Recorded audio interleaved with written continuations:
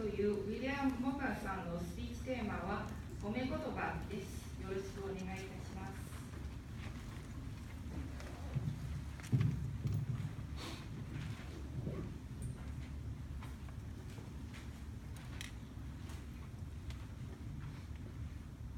日本人の間で褒め言葉を交わすことが珍しいと聞いたことがあります。感謝の気持ちやねぎらいの言葉は言いやすいにもかかわらず、職場においても家庭においても褒めることが多くないらしいです。自分から見てちょっと不思議です。今年の夏、日本に住んで7年になりますが、日本人にたくさんの褒め言葉をいただいてきました。それイケメンやけんじゃないと思ってくれた方、それはどうも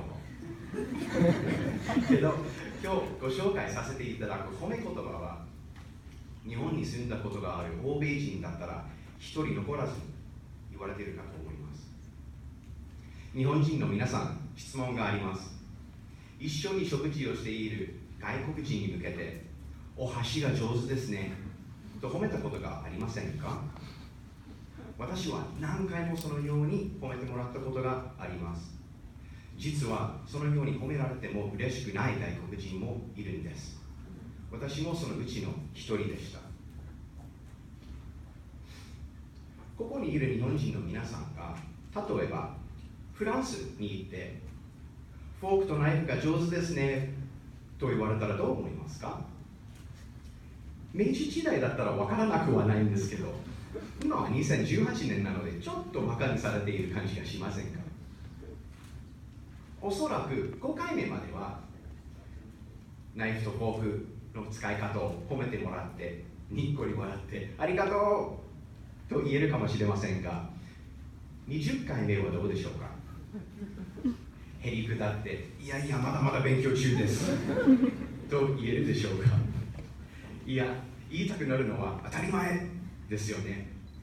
長く日本に住んで何回もお箸の使い方を褒められた外国人も一緒です。世界のどこでも小さい頃からお箸の使い方を習っているので、褒められたらイライラしたり怒ったりする人もいます。でも日本人は悪気があって言っているはずがありません。さっきまで楽しい食事を一緒にしていた日本人の友達に褒められたのに、私がイライラしているのを気づきました。何か人生損している気がして振り返らないといけないと思いました。まずお箸の使い方について褒められた時の状況を思い出してみました。初対面の時がほとんどでした。よく考えれば周りの会話がシーンとした時に褒められたのが多い気がしました。ああ、褒めてくれた人が会話を切り出そうとしている。私と話したいんだ。でもちょっと待って、日本人はあんまり褒め言葉をお互い言わないのに、なぜ私にはよく言っているのでしょうか？謎でした。その謎がやっと解けたと思います。宴会などで私のことをパッと見て分かる情報が主に2つしかありません。1つ目、僕は日本人じゃないこと。2つ目、お箸を使って食事していること。その2つだけでは面白い会話になるようなネタがありません。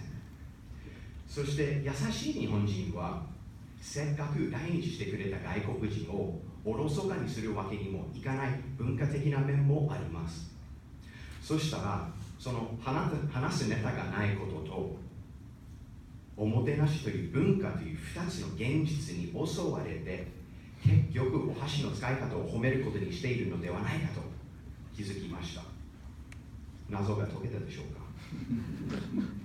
今はお箸の使い方について褒められたら、あ、この人は私と喋りたいと考えて会話を別のトピックに変えます。以前嫌だった発言を今積極的に受け止めて楽しい会話をするように心がけています。この方が断然楽しいです。